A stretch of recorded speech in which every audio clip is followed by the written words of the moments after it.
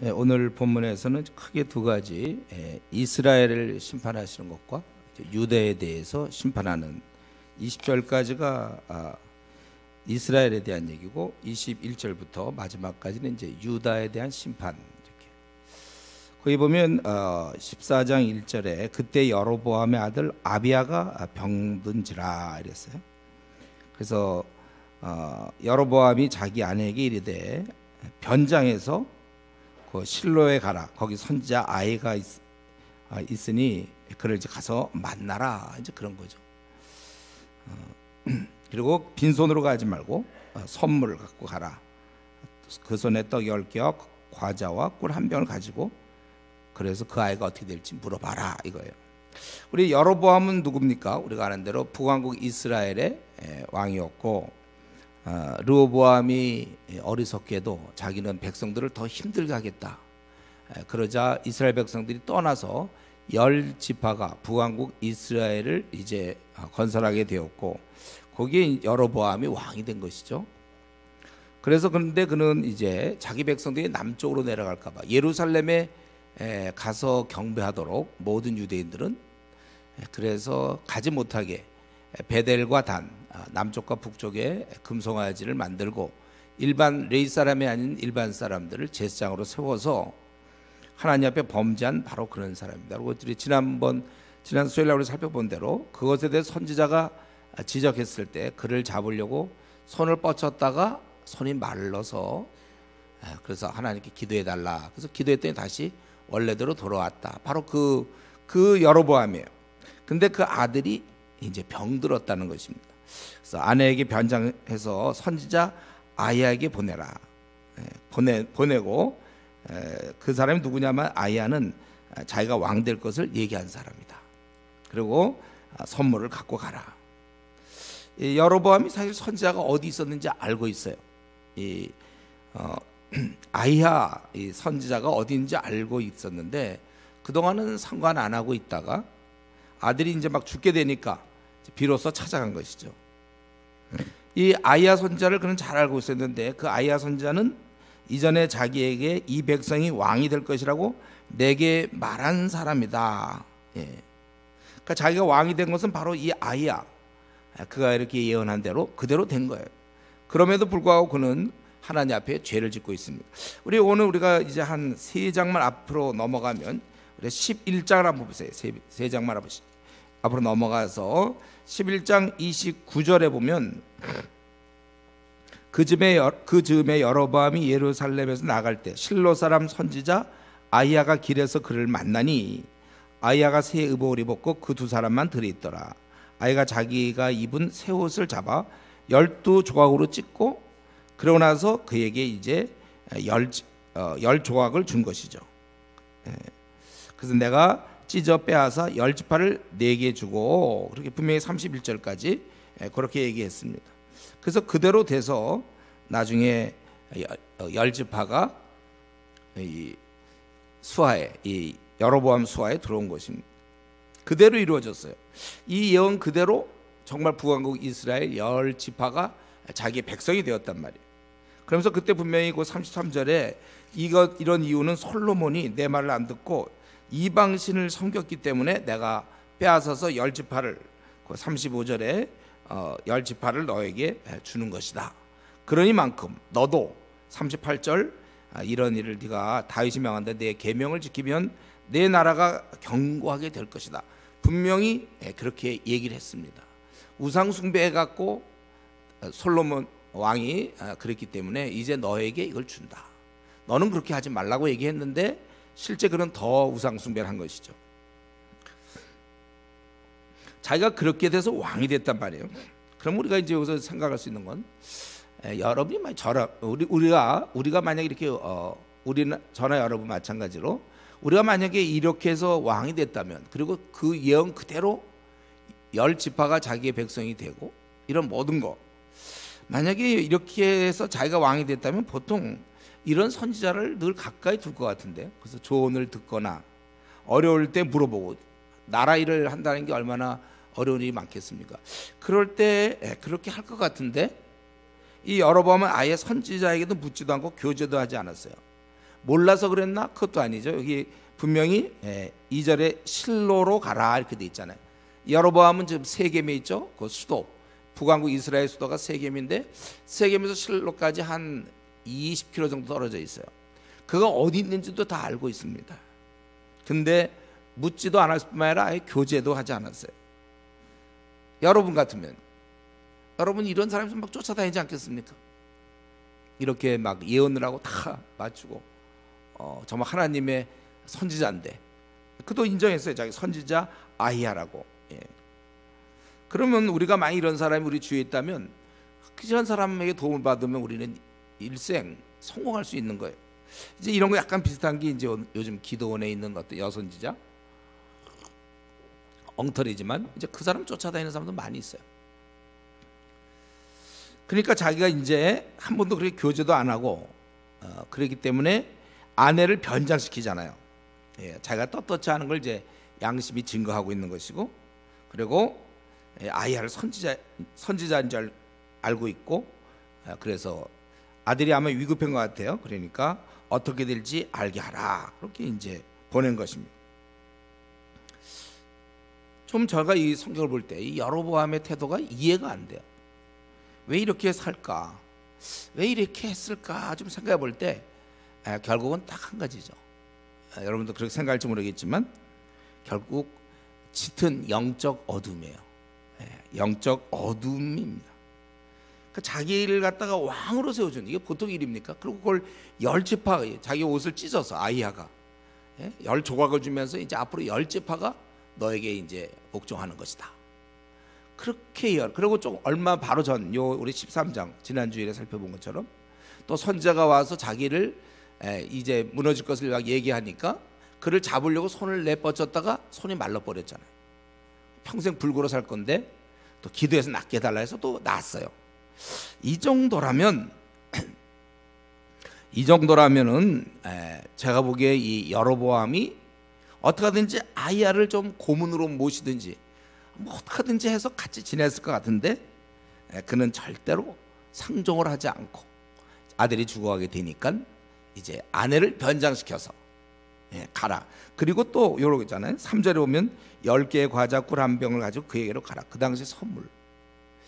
이거 보통 이제 세상 사람들이요 요런 건 해요. 이럴 때 뭐 좀 하면서 이런 게 중요한 게 아닌데 결국은 여로보암이 이렇게 된 것은 짙은 아주 깊은 영적 어둠이다. 이게 안 보이는 거죠. 무서운 거예요, 여러분. 영적 어둠이 이렇게 무서운 것입니다. 여러분 우리 중2 청소년들 말이에요. 청소년들 그 친구들과 막 어울려 놀잖아요. 그거 조금만 그런 어른들이 볼 때는 야 그거 안 된다, 또 큰일 난다고 막고 그러는데 이 아이한테는 이 청소년들한테는 그게 안 보이는 거예요.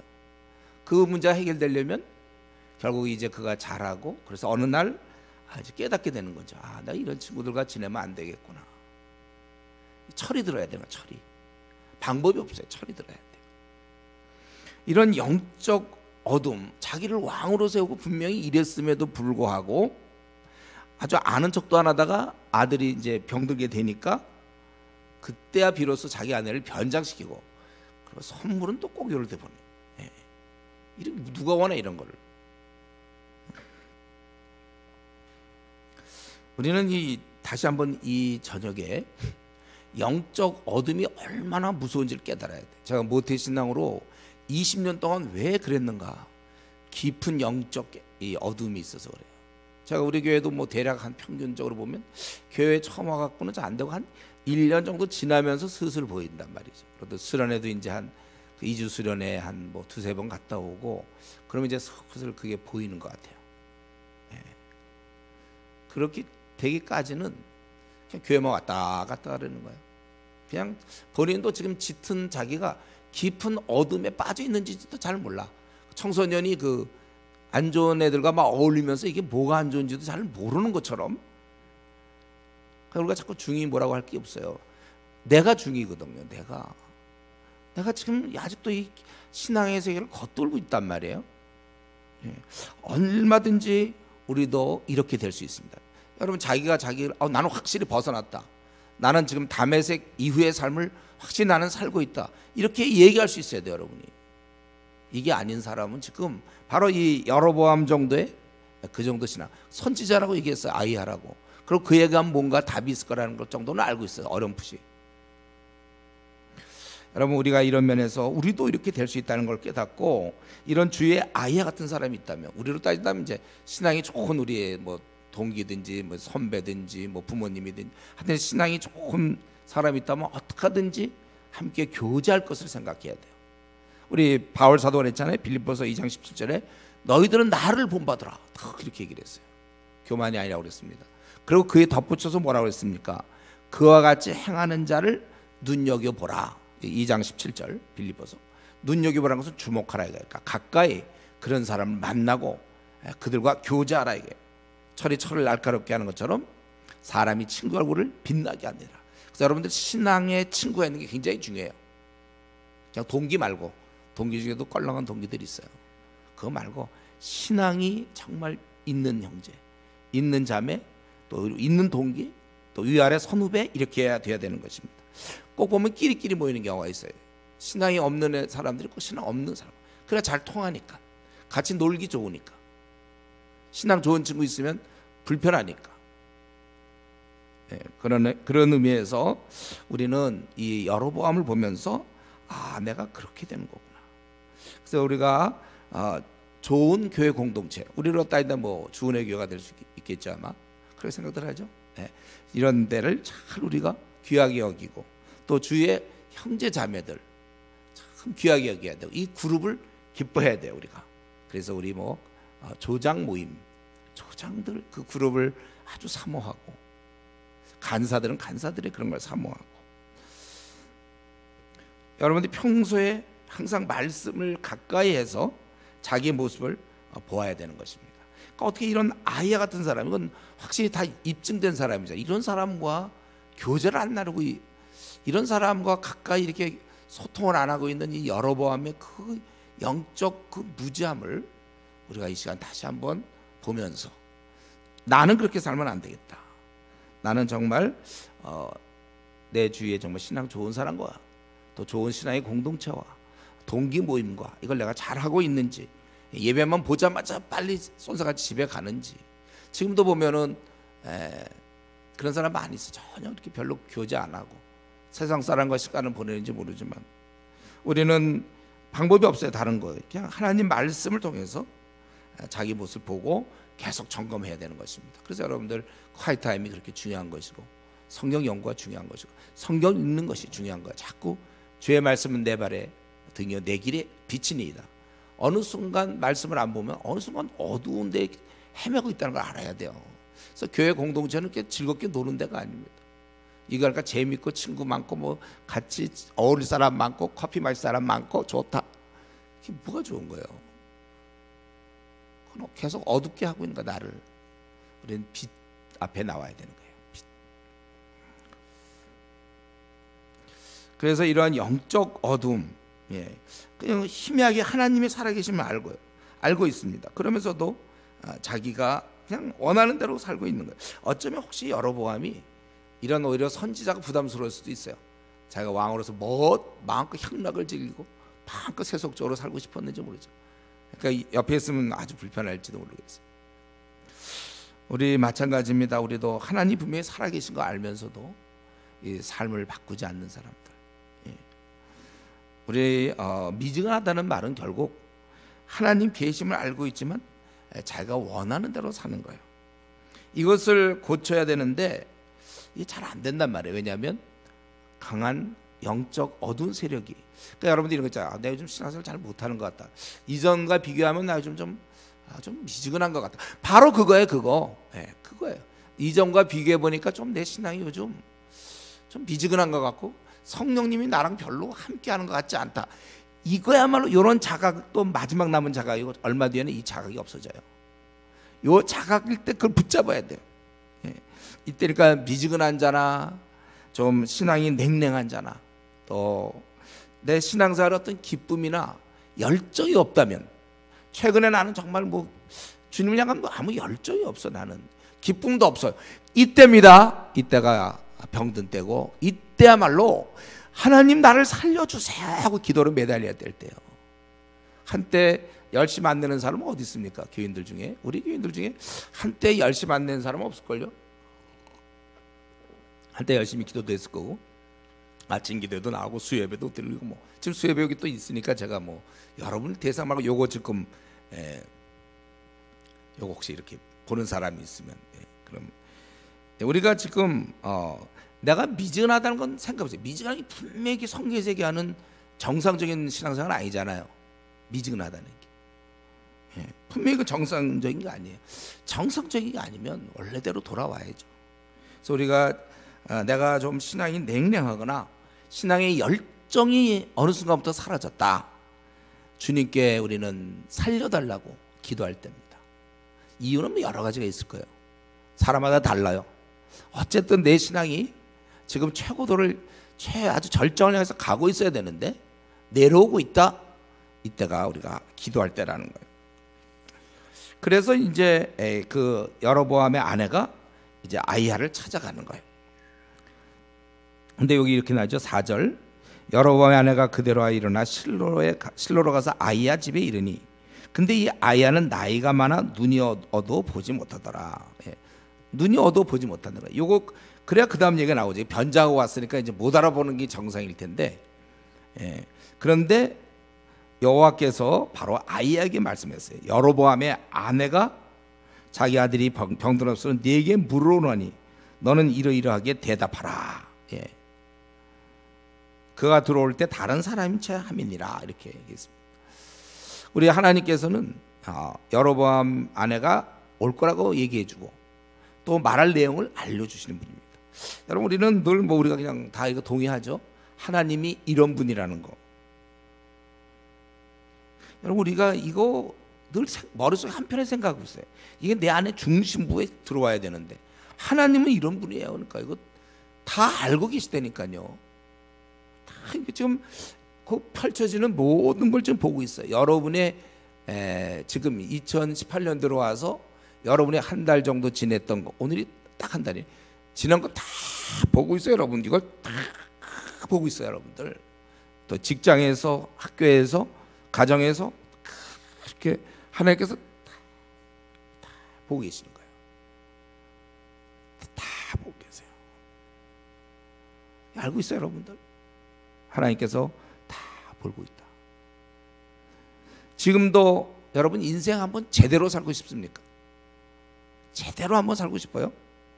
나기 뭐 앞날에 난 결혼 문제가 있습니다. 또 나에게 자녀의 문제가 있습니다. 또 뭐 직장의 문제가 있습니다.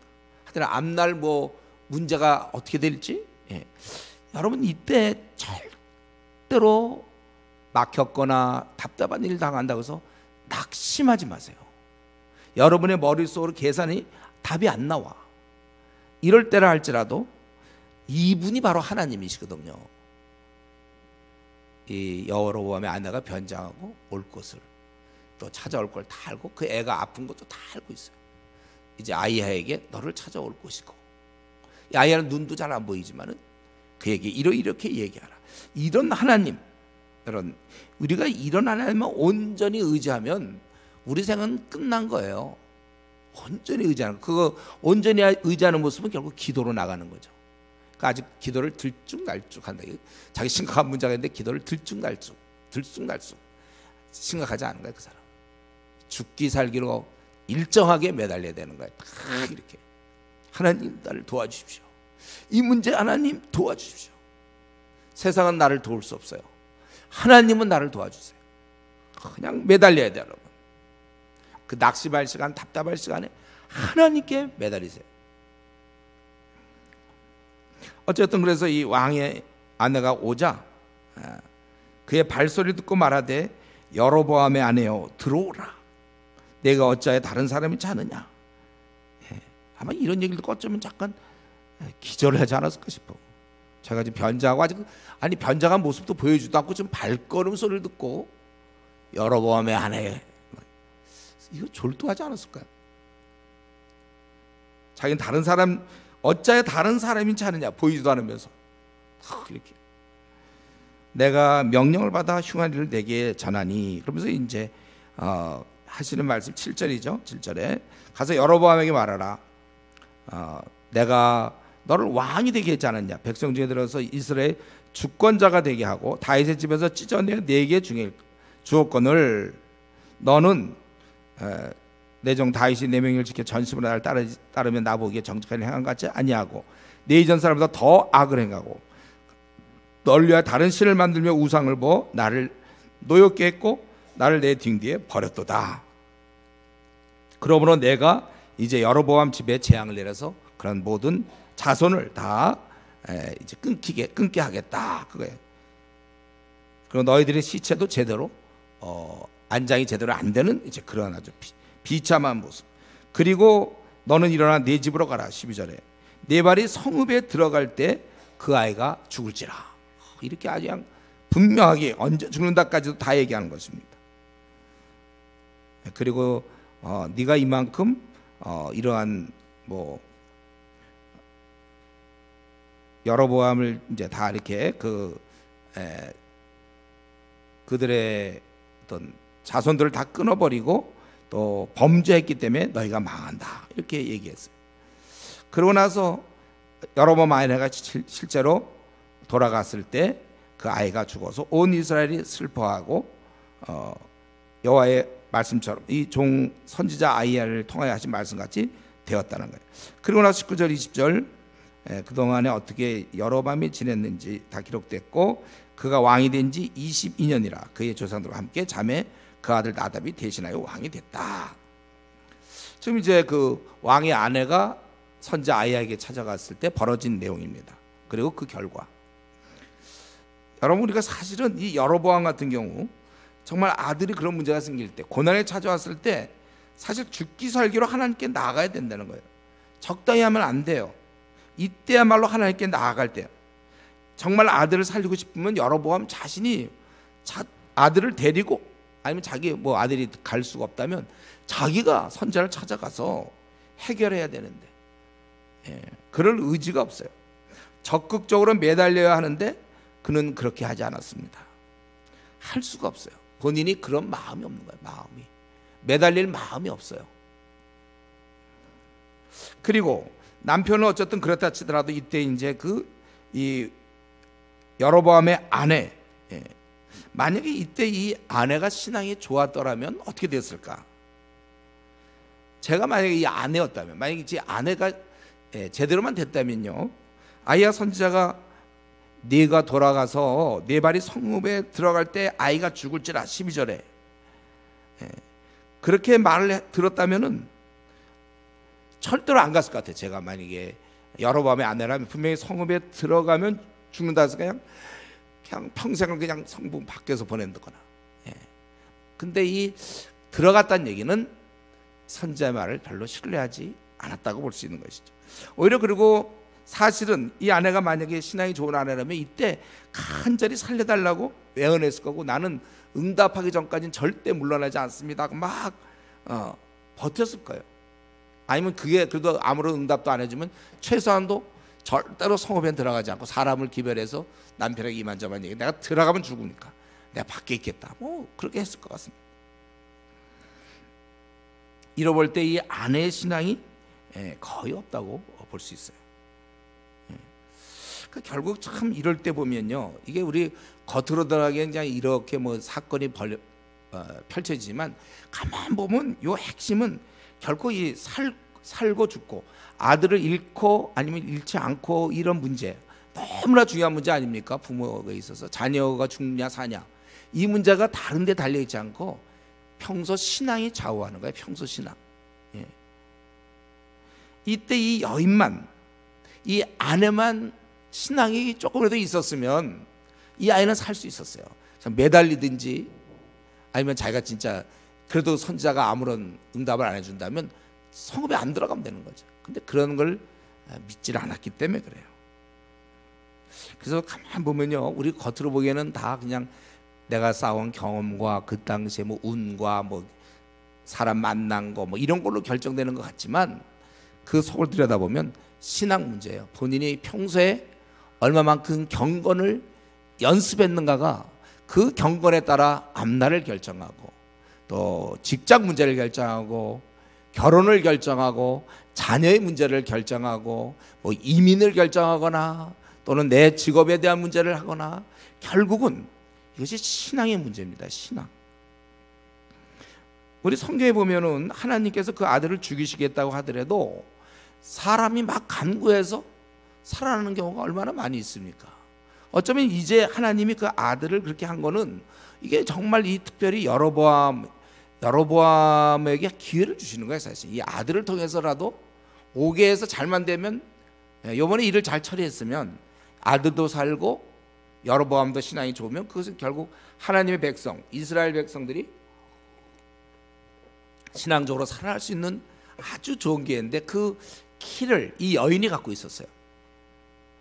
근데 이 여인이 결국 신앙이 없는 여자라 결국은 아들을 죽이고 만 것이죠. 우리 성경은 그렇게 되어 있지 않고 여러분이 어떤 상황이라 할지라도 거기서 마지막 순간 다 자기가 말 안 듣고 불복종하고 불순종하더라도 마지막 순간 용서를 구하면 하나님 용서하잖아요. 우리 아합의 경우도 그랬잖아요. 아합이 이렇게 못되게 굴다가 죽는다 그러니까 그때부터 막 하니까 하나님 바로 선자 보내서 네가 살겠다 이렇게 얘기해 주지 않습니까? 우리 출애굽기 17장에 보면 모세와 아말렉의 전투 있죠. 여러분들 잠깐 우리 찾아봅시다. 출애굽기 17장. 오늘은 우리 14장만 할 거예요. 원래 14, 15장 하려고 그랬는데 제가 좀 체력도 좀 딸리고 좀 수요일에 하려면 여러분들이 약간 집중이 어려울 것 같아서 그런데 출애굽기 17장 한번 보세요. 우리가 잘 아는 구절이죠. 출애굽기 17장 제가 보낸 성경 108쪽이에요. 거기 8절에 보면 그때 아말렉이 와서 이스라엘과 르비딤에 싸우니라. 모세가 여호와서 이르되 우리 이를 위하여 사람을 택하여 나가서 아말렉과 싸우라. 나는 내가 하나님의 지팡이를 손에 잡고 산꼭대에 서리라. 이런 아주 위험한 데는 안 가나 지도자가? 그런 건 아니에요. 니들이나 싸우라 나는 산에 간다. 이건 아니죠. 내가 산꼭대에 서리라. 그래서 모세와 아론과 훌이 가서 모세가 손을 들면 11절 이스라엘이 이기고 손을 내리면 아말렉이 이기더니 그래서 모세의 팔이 피곤해. 왜냐하면 계속 손을 들고 있어야 되잖아요. 그래서 아론과 훌이 옆에서 돕고 해가 지도록 내려오지 않았다는 것. 손이 내려오지 않았다는 얘기는 그 13절에 있는 것처럼 여호수아 칼날로 그들을 다 백성을 무찔렀다. 여러분 이게 무슨 뭐 동화입니까? 뭡니까? 이거는 이 내려오지 않는 손. 이건 오고 오는 세대에 교훈하고 있는 거예요. 기도 생활이 이런 거예요. 기도의 능력입니다. 이때도 분명히 모세가 하나님 편이었지만 그럼 모세가 손을 뭐 하나님 편 다 봐주고 뭐 다 알죠. 뭐 손 내려보세요. 그러면 그거는 지는 거로 돼 있어요. 이 내려오지 않는 손은 우리에게 기도가 얼마나 중요한가 그걸 가르쳐주고 있는 것입니다. 이거 바로 오늘날 왜 제가 우리 기도하라 목사님은 우리를 힘들게 그게 아니고 여러분 삶에 승리하라는 거예요. 우리 앞날에 펼쳐지는 뭐 결혼이든 뭐 직장이든 앞날 어떤 가족의 문제 어떤 문제라도 우리의 기도한테 당할 것은 없어요. 기도하라 그거예요. 이것보다 더 어떻게 더 설명합니까? 모세가 이런 거 하는 것보다 더 어떻게 설명해줘야 기도가 중요하군요 이렇게 깨닫겠어요. 여러분들은 이것 이상 더 설명할 수 있어요? 모세가 손을 들면 이기고 손을 내리면 지고 좀 더 센 걸로 해야만 그래야 기도의 중요성을 깨닫겠습니까? 그러니까 뻔해. 우리는 기도로 모든 걸 다 헤쳐나간다. 근데 기도를 중단하고 기도를 대충 하고서 자기 힘으로 가려고 하니까 얼마나 참 안타까운지 몰라요. 그래서 여러분들이 제가 우리 기도 777 할 때 하루에 1시간씩 기도해라. 그건 꼭 못 채우는 사람들 보면은 내가 볼 때 지금 심각한데 이 사람 꼭 그런 사람들이 기도를 안 해요. 왜냐하면 고민하느라고 미처 기도할 시간이 없었나 봐요. 기도를 해야 돼. 기도 모든 것은 그분이 이루어주시는 거거든요. 아무리 내가 잘 나가고 뭐 한다 하더라도 한순간에 한순간 하나님께서 거두시면 끝이에요. 그러니까 우리가 이때 신앙이 이 여인에게 만약에 신앙만 있었다면 이 문제가 다 해결됐고, 그때 하나님께 그 선지자한테 달라붙어가지고 살려달라 막 이렇게 하면 되는 건데 결국 그렇게 하지 못했다는 것입니다. 그리고 이제 유다를 심판하는 내용인데 그거 한 가지만 더 얘기하면은 이번 그 13절에 보면 온 이스라엘 그를, 이제 이 아이가 죽었으니까 슬퍼야 장사하려니 여로보암에게 속한 자는 오직 이 아이만 묘실에 들어가니라. 그의 자손 중에 들어갈 사람이 없어. 이는 여로보암 집 가운데서 그가 이스라엘의 하나님 여호와를 향하여 선한 뜻을 품었습니다. 참 이거 보면요, 이 아들 아비야, 그는 왕도 되지 못했어요. 그는 아파서 그냥 죽어버렸어요. 근데 그는 참 선한 자라고 성경이 얘기하고 있어요. 하나님에 대해서 신앙생활을 제대로 하는 사람이에요.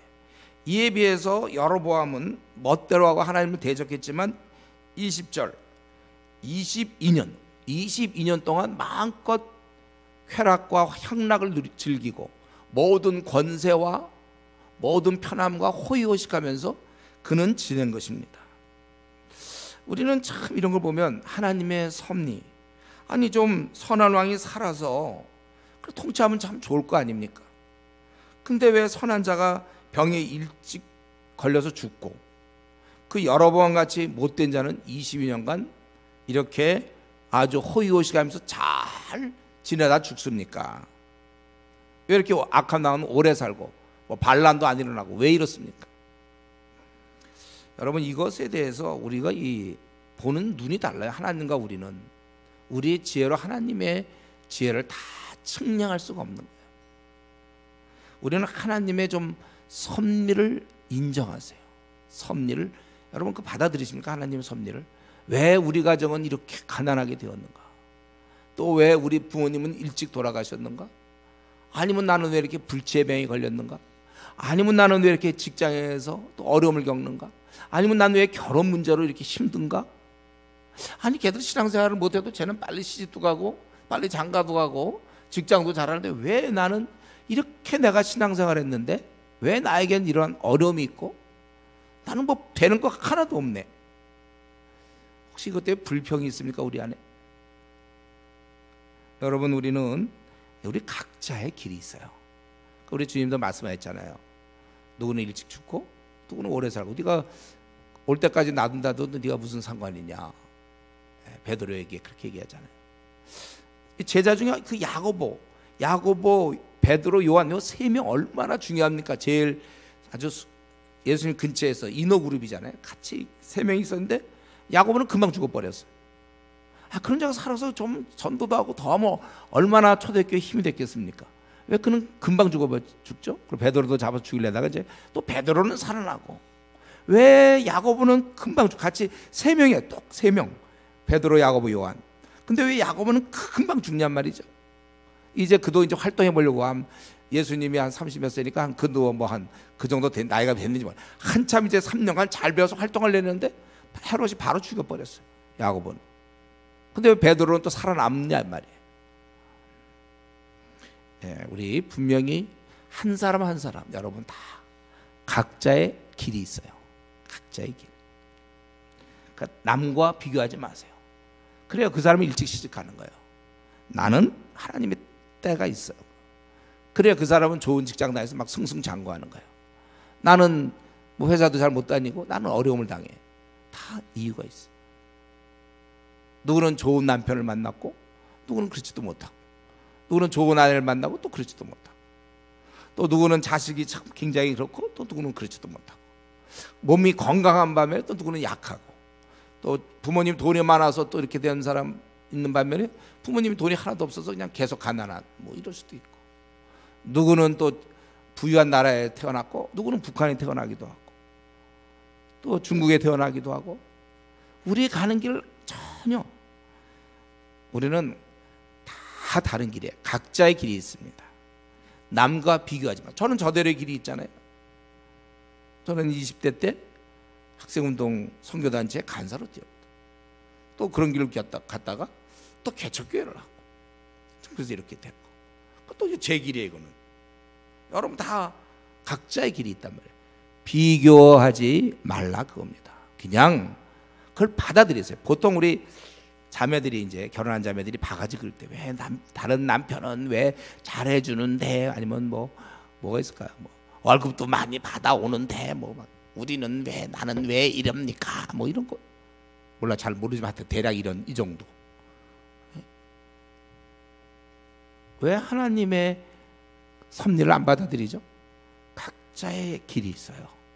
우리는 어떤 길을 가도 좋은데 그 길에서 하나님을 의지하느냐, 이게 중요한 것이죠. 남과 비교하지 마세요. 부러워도 하지 마세요. 쟤는 그냥 참 그냥 잘 풀리네, 부러워. 그 말은 뭐예요? 나는 안 풀린다는 거잖아요. 쟤 별로 한 것도 없는데, 더구나 제 신학 교회도 순 뺀질인데요, 장가도 잘 가고 시집도 잘 가고, 쟤는, 나는 얼마나 교회 일 열심히 했는데. 그렇게 비교하지 말라고요. 각자의 길이 있어요. 주어진 길 묵묵히 가는 거, 이거 주님이 주신 길인 줄 알고 묵묵히 가는 자, 그걸 하나님이 기뻐하시는 거예요. 그런 자를. 각자의 길, 요셉의 길이 있고 요셉 형들의 길이 있고 베드로의 길이 있고 야고보의 길이 있다. 의인이라도 일찍 아벨은 죽는 것이고, 같은 의인 에녹은 죽음도 보지 않고 바로 들려 올리고, 다 다른 것입니다. 우리는 이런데 어떤 길이든지 감사할 수 있다면 그가 신앙이네요. 그는 좀 성숙한 그런 자예요. 그가. 그 다음에 이제 유다를 심판하시는, 오늘은 제가 아까도 말씀드렸지만 수요일이라 원래 이거 15장까지 하려다가 이제 좀 절제를 하고 14장, 이제 이번에는 이제 유다를 심판하시는 거예요. 유다를 심판. 여기 르호보암이 41세에 즉위해서 17년간 다스렸다는 거죠. 근데 그의 모친의 이름이 나오죠. 모친의 이름은 나아마요 암몬 사람이라. 그리고 근데 그러면 이 르호보암은 이제 어떤 사람인가? 이제 지금 여로보암은 되게 못됐어요. 르호보암은 또 뭔가? 유다가 여호와 보시기에 악을 행하되 그의 조상들이 행한 모든 일보다 뛰어나게 하여 그 범한 죄로 여호와를 노엽게 하였으니, 이는 그들도 산 위에 푸른 나무 아래 산당과 우상과 아세라 상을 세웠습니다. 또 그 땅에 또 남사하는 자가 있었고, 여호와께서 이스라엘 자손 앞에서 쫓아내신 국민의 모든 가증한 일을 무리가 본받아 행하였더라. 지금 이 나라가 이렇게 다 된 것은 결국은 이러한 그 당시 왕이 여기서 결정된 거예요. 왕이 어떻게 하느냐, 왕이 이걸 다 허용한 거예요. 그래서 이런 모든 우상들, 그리고 여기 보니까 막 그 남색하는 자들이 있고, 산당 우상을 세우고, 다 마찬가지예요. 이게 르호보암이 결국 이런, 처음부터 그랬지 않았습니까? 그는 백성들이 너무 힘들어서 좀 감면해달라니까 자기 친구들 말 듣고는 오히려 나는 아버지, 내 손가락에 아버지 허리가 굵은 난 너희들을 더 힘들게 난 하겠다, 이러던 사람이에요. 그가 정치를 했으니 제대로 했겠습니까? 나라가 엉망이에요. 지금 보니까 22절에 유다가 여호와 보시기에 악을 행하되 그의 조상들이 행한 모든 것보다 뛰어나고, 이러면서 뛰어난 거, 악을 행하면 그 범한 죄로 여호와를 노엽게 했다고 그랬어요. 또 이들을 많이 산당과 우상을 세웠다는 것입니다. 이건 원래 솔로몬이 이런 짓을 해서, 그래서 여로보암을 빼줬는데 또 여로보암이 같이 그런 짓을 했고, 그래서 르호보암 제5년에 애굽의 왕 시삭이 올라와서 예루살렘을 치고 왕궁의 모든 보물을 빼앗고 금 방패를 빼앗았다. 그래서 대신 노 방패를 만들었다는 거예요. 그래서 그리고 르호보암과 아까 얘기했던 여로보암, 이 북왕국 남왕과 항상 전쟁이 있었다는 거예요. 그리고 르호보암이 죽고 아들 아비야가 대신 왕이 됐다는 것입니다. 그러니까 지금 이 나라가 온통, 유다가 온통 예루살렘 중심으로 온통 이런 죄를 범했는 것은 결국 이 르호보암의 이러한 또 죄로 인하여 이렇게 된 것입니다. 근데 여기 보면 르호보암이 이런 것을 다 허용하고 자기가 또 어떤 솔선수범인지 모르겠어요. 그건 아버지로부터 그렇게 했겠죠. 그런데도 그가 여기 보면 28절, 왕이 여호와의 성전에 들어갈 때마다 시위하는 자가 그 방패, 놋방패를 들고 그리고 갔다가 시위소로 도로 가져갔더라.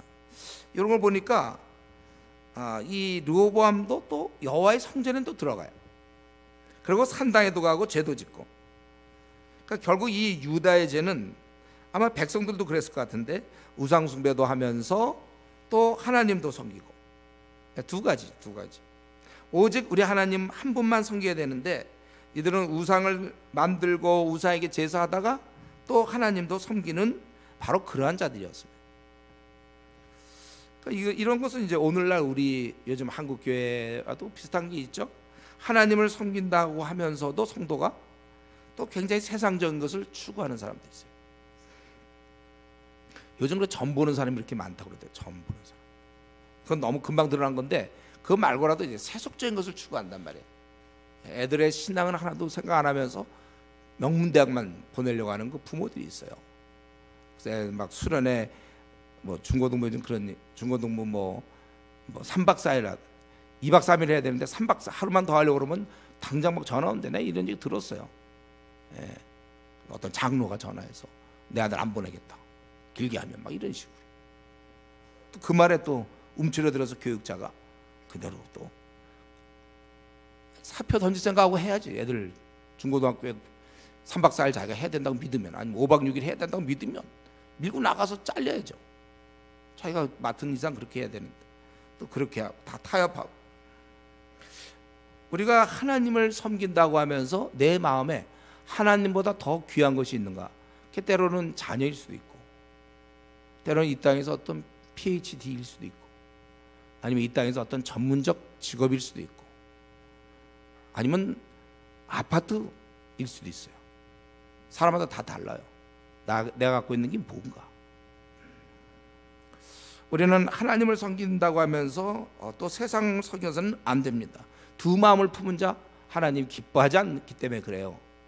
내가 정말 온전히 하나님만 바라봐야지. 오히려 어떤 경우는 이제 요즘 한국교회 기복신앙의 그거 아닙니까? 이것을 섬기기 위해서 하나님을 이용하는. 그건 제가 여러 번 얘기했어요. 우리가 신앙생활 하다가 내가 기껏 뭐 열심히 섬겼는데 뭐 되는 거 하나도 없네. 벌써 이 사람은 세상을 섬기고 있는 사람이에요. 그러니까 이거 하는데 내가 이렇게 하나님 섬기면 뭐 박사학위 받을 것 같고, 이렇게 하면 내가 돈도 벌 것 같았고, 이렇게 하면 자녀가 뭐 명문대 갈 것 같고, 아니면 뭐가 될 것 같고 그랬는데, 사업이 잘 될 것 같았는데 안 되니까 사업 뭐 이러면 이제 교회 안 나오고. 그러니까 그는 사실 하나님이 아니에요. 그의 중심은 세상입니다. 이걸 하나님이 두 마음을 품은 자를 싫어하는 거예요. 하나님께서 기뻐하지 않아요. 이거는 뭐 당연한 거 아니에요. 여러분들이 결혼해 보면 남편 아내 서로 살아요. 오직 나만을 생각해야지 남편이 다른 여자 쫓아다니고 그러면 되겠습니까? 그걸 누가 좋아하겠어요? 하나님만 우리가 온전히 섬겨야 되기 때문에 혹시 하나님 이외에 내가 다른 것을 바라보고 있는지. 근데 왜 이렇게 이 나라가 이렇게 되었고, 결국 이것은 결국 르호보암의 이 모습이라고 볼 수 있는데, 이 백성들의 모습이 지금 계속 열왕기상에 보면 쭉 그 왕이 어떠냐에 따라 백성이 다 결정되는 거니까. 왜 그러면 이렇게 유다가 형편없이 되었는가? 결국 다른 말로 르호보암이 왜 이렇게 신앙생활도 못하고 엉터리로 되었는가?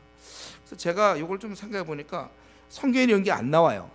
근데 다만 힌트가 있다면은 거기 21절에 보면 그의 어머니 이름은 나아마요. 여기까지 괜찮은데 암몬 사람이더라 이렇게 돼 있어요. 근데 여기 한 번으로 끝나지 않고 31절에도 르호보암이 그의 조상들과 함께 자니 그의 조상들과 함께 다윗성에 장사되나 그의 어머니의 이름은 나아마요 암몬 사람이더라. 두 번씩이나. 그리고 우리가 상상할 수 있잖아요. 솔로몬이 어땠습니까? 처음에는 잘 섬겼잖아요. 나중에 완전히 이방 신들만 섬겼잖아요. 그래서 하나님 앞에 그가 정말 범죄한 것이고, 그리고 이렇게 된 때는 이방 여인을 부인으로 얻어가지고, 그래서 솔로몬이 그렇게 됐다고 그랬거든요. 그러니까 그 밑에서 자란 르호보암, 벌써 이미 자기는 너희들을 더 무겁게 내가 징치하겠다 막 찾아온 사람들한테 벌써 그렇게 자기와 어릴 때 지냈던 친구들의 말을 듣고 이제 그렇게 했다. 이미 시작이 그런 사람 아닙니까? 그러니까 왜 저는 르호보암이 왜 이렇게 하나님 보시기에 악을 행하고 이렇게 되었는가? 결국은 아버지 솔로몬의 영향, 그리고 어머니 뭐 이방 사람인데 그의 영향, 그런 부모의 영향 때문에 그런 게 아닌가. 가만 보면 지난번도 살펴봤지만 솔로몬은 아내 때문에 망한 사람이에요. 우리 성경에 보면 아내 때문에 망한 사람. 그럼 혹시 퀴즈하면 여러분 솔로몬 이러면 되는 거예요. 솔로몬 아내. 르호보암은 왜 망한 거죠? 망했다기보다도 비참하게 된 건 친구들, 같이 자란 소년들이 더 무겁게 이들을 저 노역을 시켜야 된다. 친구들 때문에 망한 거고, 또 한 경우, 또 하나가 제가 보기 엄마 때문에 망한 거야. 이러고 보면 바로 나아마요 암몬 사람이라고, 이방인이었거든요. 이방인으로부터 무슨 교육을 받았겠습니까? 가만 보면 우리 사람들이 꼭 그런 건 아니지만은 많은 경우에 영향을 받아요. 누구의 영향을 받는가가 참 심각한 문제. 그래서 우리 불신자 집에서 자라는 자녀들은 결코 신앙 가질 수 없잖아요. 또 신앙 있는 부모 밑에서는 또 신앙을 갖고 그렇게 되는 거예요. 우리는 오늘날 우리도 이 세상을 살아가면서 결국 우리도 신실한 교인들한테 영향을 받느냐, 아니면 직장 세상적인 친구한테 영향을 받는, 학교나 직장의 세상의 친구, 단짝한테 영향을 받느냐, 결국 이 싸움입니다. 여기서 우리가 잘 선택해야 돼요. 그래서 내 친구들이 좀 껄렁껄렁하다 그럼 보나마나 내 신앙은 엉망이 되는 거예요. 내 친구들이 경건하다 그러면 내 신앙이 도움이 되는 것이고, 마찬가지면 내가 지금 왜 우리 교회에서는 불신자와 결혼하지 말라고 하는가? 내가 불신자인 아내와 남편과 결혼하면 내 신앙은 형편없이 떨어질 것입니다. 나뿐 아니라 나의 자녀까지도 결코 신앙생활을 잘할 수가 없어요. 그리고 내가 점점 동화되고, 그것은 또 마찬가지입니다. 꼭 그거 아니더라도 신앙이 없는 배우자를 선택할 때, 아주 세속적인 남편을 내가 만난다, 교회는 다니더라도, 아니면 허영에 욕심 많은 아내를 만나면 내가 영향을 받는 거예요. 그래서 여러분, 배우자를 잘 만나야 되고 또 친구를 잘 만나야 되는 것입니다. 그리고 제가 자녀 양육에 대해서 많이 얘기하는데, 만약에 자녀와 더불어 가정 예배를 안 보고 그 힘들고 뭐 그러는데 뭐 대충 넘어가고, 뭐 교회에서 해주겠지. 아니 24시간 일주일 내내 있는 집안 놔두고 어디서 교회에서 몇 시간짜리로 끝내려고 합니까? 자녀를 만약에 신앙교육, 나는 힘들고 그래서 뭐 안 시켜, 제대로 가정예배도 안 드리고 아빠가, 그러면 시간이 좀 흘러가고 어느 정도 이 자녀가 컸을 때, 그때 자녀는 크면 그래도 한 중학생, 고등학생 되면 이제 의논을 하게 돼요. 어떤 것들을 나가 이제 되면서. 그리고 어떤 집안의 문제를 얘기할 때 이 자녀가 세속적인 의견을 내놓을 수 있어요. 그렇게 하지 말자고. 그럼 또 부모는 그 말에 흔들릴 수 있는 거예요. 그래서 때로는 이 자녀가 혹시 이단에 빠졌을 때는 실제로 부모를 이단으로 끌고 가기도 합니다. 그러니까 우리가 어떻게 보면 뭐 내가 어떻게 하냐에 따라, 이 자녀를 어떻게 가정교육 시키냐에 따라서 그 열매는 고스란히 자기가 먹는 거예요. 정말 이게 참, 그러니까 지금 우리 교회는 특별히 이 아기들이 많거든요. 아직 초등학생, 뭐 아니면 뭐 유치원생, 뭐 이런 아기들이 많은데, 이때야말로 자녀 교육 정말 열심히 시켜야 돼. 많은 대화, 많은 훈련시켜서 얘가 이때 잘 키워져야 나중에 이제 같이 의논하고 가족의 방향을 정해나고 이럴 때 도움이 되는 것이죠. 그래서 이 가정 예배라는 것은 결코 아유 나 뭐 야근하고 힘든데 뭘 또 지친다, 이게 아니고, 이건 절대로 시간 허비하는 게 아니에요. 이건 정말 이 자녀를 위한 시간 투자입니다. 학원을 보내는 것보다 학원 하나 빼먹고라도 얼마든지 자녀와 학원 막 뭐 3개, 4개씩 보내요. 요즘은 차라리 한 개 덜 가서 그 시간은 신앙 교육시키는 시간이 필요할지 몰라요. 어쩜 과외를 해야 될지 몰라요. 정말 도저히가 안 된다 시나요. 그러면 교회에 있는 뭐 집사님한테 부탁을 하든지, 아니면 대학생한테 좀 부탁해서 우리 집에 좀 와서 신앙 교육 좀 시켜달라. 내가 요즘 과외 알바 얼마씩 해요. 한 달에 일주일에 2번 뭐 얼마죠? 그거 줄 테니까 얘 좀 신앙 교육 좀 시켜라, 이래야 되는 거 원래. 그냥 방치해 놓으면 안 돼요. 대안 없이 학원만 자꾸 보내면 학원에서 무슨 신앙이 생깁니까? 지식은 생길지 모르지만 신앙이 생기지 않잖아요. 제가 제일 위험한 건 신앙 없는 애가 명문대 들어간다. 그럼 마음이 교만해지니까 망하는 아주 그냥 지름길이라고 그랬어요. 제가 우리 이런 면에 있어서 어떻게 하든지 내가 좋은 배우자 만날 수 있도록, 또 좋은 신앙의 친구 만날 수 있도록 여러분 지금부터 많이 기도하시죠. 이미 결혼하신 분들은 이제 할 수 없죠. 결혼한 사람들은 좋은 이제 남편이 될 수 있도록 죽으라고 기도할 것이고, 또 좋은 아내가 되도록 기도할 것이고, 아직 미혼 여러분들은 기회가 있어요. 좋은 배우자를 위해서 열심히 기도해야 됩니다. 그러므로 우리는 항상 하나님께 내가 이제 앞으로 많은 사람을 만날 때 언제든지 좋은 사람을 만날 수 있도록, 좋은 친구 만나도록 우리 기도해야 됩니다. 우리 어린애에게 좋은 부모는 절대적인 것처럼, 어쩌면 우리도 부모만큼 아닐지 몰라도 거의 비슷하게 내가 만나는 사람이 절대적인 거예요. 그러니까 좋은 친구들 만나야 돼요. 오늘 본문을 보니까 결국 이 두 나라, 이스라엘, 북왕국 이스라엘, 남왕국 유다, 다 이들의 아주 비참하게 되는데 결국은 신앙 문제였습니다. 근데 이거는 나라뿐만 아니라 우리 삶도 마찬가지예요. 저와 여러분의 삶도 신앙의 문제, 신앙. 지금까지 잘 지내왔으니까 앞으로 한 30년, 40년 더 잘 지내세요. 결국 이 신앙생활 잘하는 자가 승리하게 되어 있는 거예요. 가장 복된 겁니다. 이스라엘 국가 가장 빛났을 때가 다윗 왕이 딱 신앙을 갖고 있을 때 그 나라가 아주 가시적으로도 가장 복되지 않았습니까? 이스라엘 백성들이 평안했고 부유했고.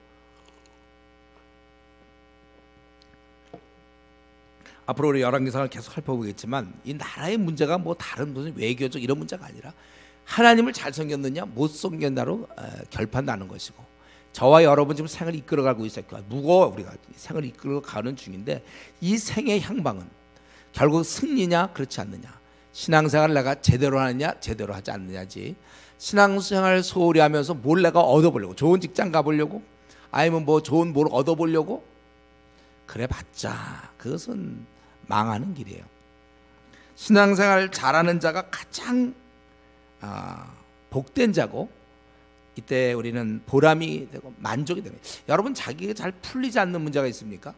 그거 얼핏 보면 어떤 뭐 A라는 문제가 B랑 섞여서 뭐, 근데 속 보면 다 신앙 문제예요. 만약 그가 제대로 된 신앙만 갖고 있었다면 이 문제 다 해결할 수 있어요.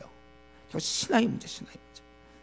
뭐 주위 사람의 문제도 아니고 뭐 나의 문제도 아니고 신앙의 문제라는 거예요. 우리는 지금처럼 여러분 신앙을 계속 유지하셔야 돼요. 지금 여러분 내가 보기에 어느덧 영적으로 밝을 거라고 생각하는데 이거 계속 유지해야 돼요. 지금 이렇게 수협에 나올 정도. 요즘 누가 대학생들이 수협에 나옵니까? 청년들이 누가 요즘 수협에 나와요? 그러니까 한국 교회 참 소망이 없어요. 왜 안 나오지 근데 왜? 이런 정말 수협에 나올 정도, 금요 기도에 나올 정도, 이 정도면 그래도 정말 그래도 어느 정도는 그래도 조금 된 거 아닌가 이런 생각이 들어요.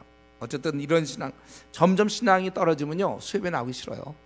금요 기도에 안 나와요. 그저 주일을 하나로만 딱 돼, 주일 한 번만. 근데 제가 늘 올 때 갈등 그거라고 그랬죠. 수협에 이미 나온 사람들한테 우리 수협에 열심히 나와. 근데 이거 지금 이거 참 답답해. 이거를 여러분들한테 이런 설교를 해야 되니까 나오고 있는데, 그러니까 제가 부탁하는 건 지금처럼 계속해서 여러분들이 잘 나와야 돼요.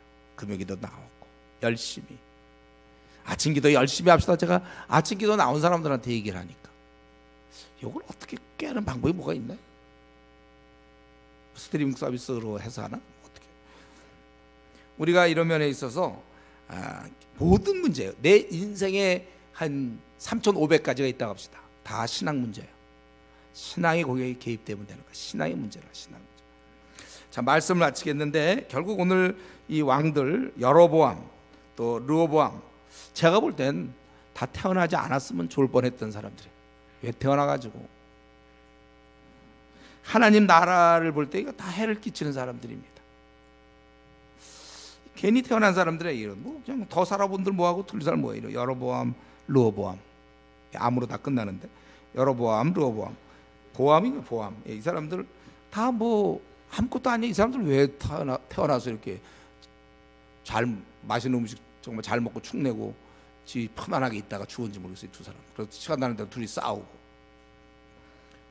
괜히 태어난 사람, 하나님 나라에 아무 도움이 안 되는 사람, 반면 교사 역할을 했는지 모르겠어요. 근데 우리 이 사람들 막 우리 한번 이 밤에 우리는 뭐예요? 우리는 나는 정말 태어나길 잘 태어난 겁니까? 내가 태어남으로 하나님 나라에 어떤 유익이 있나요? 하나님 보시기에 내가 태어난 것이 이 주은혜 교회는 어떤 유익이 있고, 또 우리 교회뿐만 아니라 한국 5만 개의 교회를 위해서, 주님 나라 확장을 위해서 내가 정말 태어난 게 큰 다행입니까? 중국의 저 15억의 인류는 우리 교회가 존재하기 큰 유익이며 다행입니까? 내가 태어난 게 큰 다행일까요? 한 번 사는 생입니다. 우리 지금까지 이제 나름대로 뭐 20년, 30년, 40년 이렇게 지내왔어요. 저는 이 밤에 여러분, 이제 우리 남은 생 누가 보더라도 정말 쟤는 이 하나님의 기쁨이 되는구나. 뭐 당장 부모의 기쁨뿐만 아니라 교회의 기쁨뿐만 아니라 하나님의 기쁨이 되고, 야, 제가 태어난 게 중국 그 소망 없는 15억의 인류를 위해 정말 중요한 사람이 태어난 거구나. 그렇게 얘기를 들을 수 있는 그런 사람으로 우리가 하나님의 주님의 나라를 위해서 우리 괴로움을 기뻐하던 이 바울사도처럼 내가 주님께 큰 기쁨을 드리는, 누가 보더라도 정말 저 사람은 태어나길 잘했어, 그렇고 얘기할 정도의 그러한 삶을 살 것을 이 시간 다시 한번 마음을 새롭게 해서, 내가 그냥 이렇게 살다가 죽는, 대충 살다가 뭐 몇 세 죽었다, 장례식이나 치른 그 정도로 아니라 내 삶이 정말 의미 있고 복된, 저 우리 뒤에 있는 그 사진처럼 나도 그런 인물로 살다 죽어야 되겠다, 이렇게 다시 한번 결심하고 우리 생을 다시 한번 방향을 바로잡는 그러한 시간이 되기를 바랍니다. 기도하겠습니다.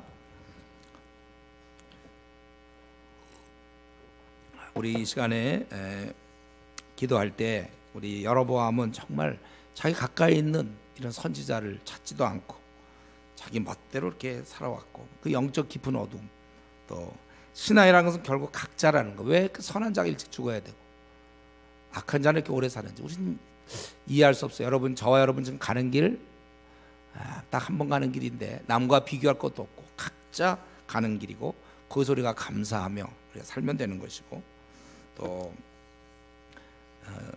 우리 한번 이 여로보암이나 르호보암 다 그냥 괜히 살다가 죽은 건데, 혹시 내가 그냥 나도 보통 사람 좀 살다가 죽는 거 아닌지, 내가 한 번뿐인 인생 가장 하나님께 영광을 돌리며 귀하게 살다 죽어야 되겠다, 이렇게 한번 다짐하면서 같이 통성으로 기도하겠습니다.